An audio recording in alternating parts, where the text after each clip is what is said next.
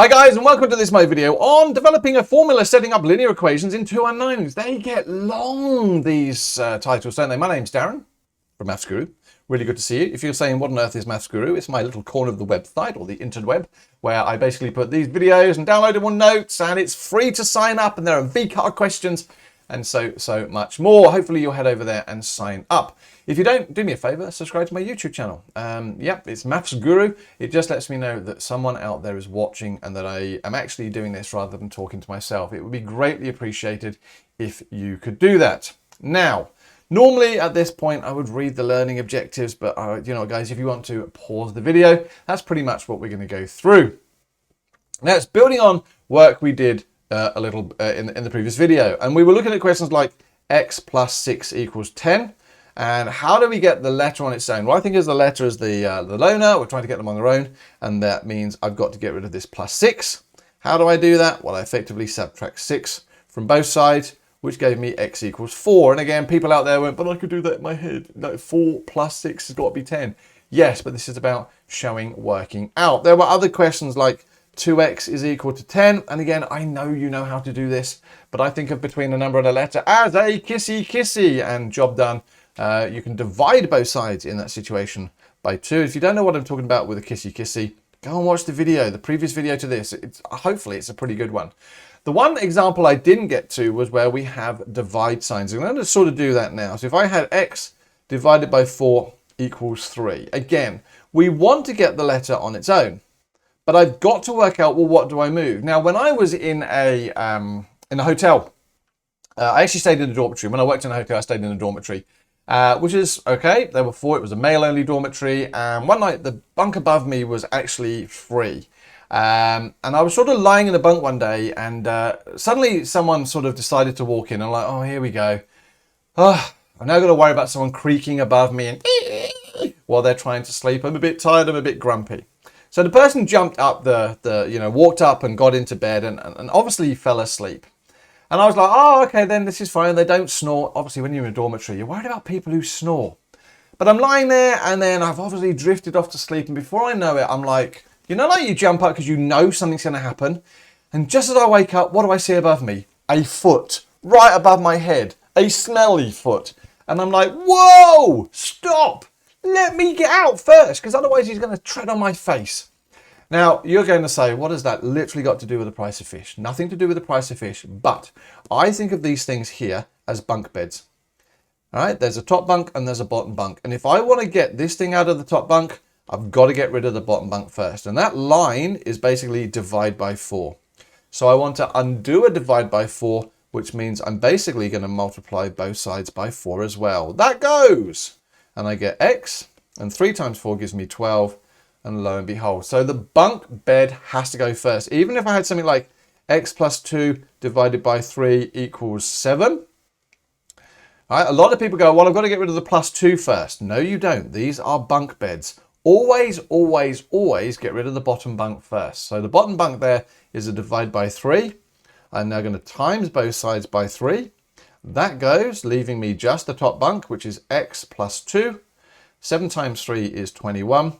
And then obviously you would take away 2 from both sides. So these type of questions come up all the time. And if you have the strategies and the stories, I can't see how you're going to go wrong. Oh yeah, I can? Practice.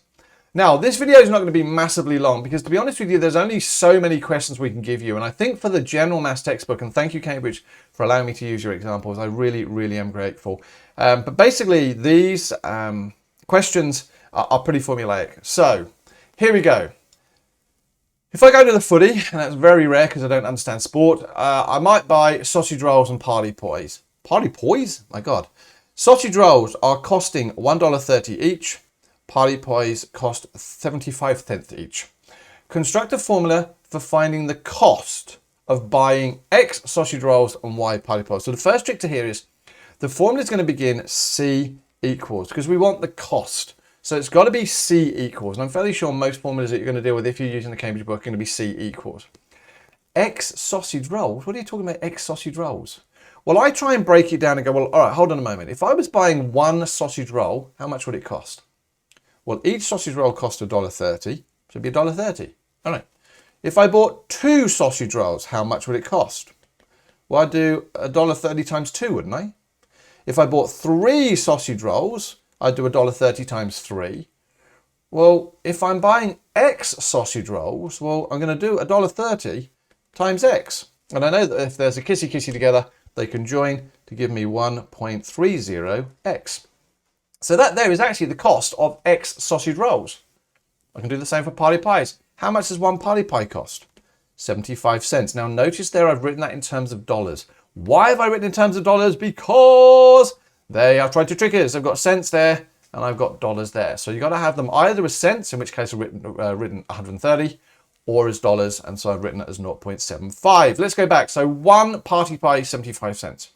How much would 2 party pies cost? Well, 75 cents times 2. And 3 party pies would cost 75 cents times 3. So how much would, now notice we've used a different letter as well. We have to use a different letter. How much would Y party pies cost? Well, in which case it'd be plus 0.75 and Y. Now the reason we're adding them together is because that's the total cost. Okay, sort of makes sense? And I'm done. There's my formula. The cost is equal to 1.30x plus 0.7y. Ooh, part B. Find the cost of 12 sausage rolls and 24 party pies. Well, actually here, if we go back to my formula, C was equal to 1.30x plus 0.75y. Now all they're doing in the question is giving you the value of x and y, because they're now saying, well, the number of sausage rolls was 12. The number of party pies was 24. So everywhere I see an x now, going back to the first video we did in this series, I'm now going to substitute. So the cost is going to be 1.30 times the value of x, which is 12, plus 0.75 times the value of y, which is 24. Let's just move this over a moment so that it gives it a little bit of room. All right. How am I going to work that? Bang it in your calculator. And that's what I've done here. So if you look, I've done 1.3 times 12 plus 0.74. I've obviously stuffed that one up there because it's 0.75. Hey, let's do it again. Sorry about that, guys. Obviously, when I planned this lesson, life was tragic. So 1.3 times 12 plus 0.75 times, what do we have, 24, is giving me, actually, in that situation, $33.60. Yeah, so we'll ignore that for the moment because my calculation there isn't quite right. So if you download these notes, update them. I'll hopefully go back and update these before I put them on. So they should be right by the time you download them. Here we go. Lemon tarts cost hold on, this looks very familiar, doesn't it? Absolutely. Lemon tarts cost $3.50 each, and apple crumble tarts cost $4.75 each. Now, when I look at these questions, I'm like, they're both in dollars, so they're not trying to trick me with one being dollars and one being cents.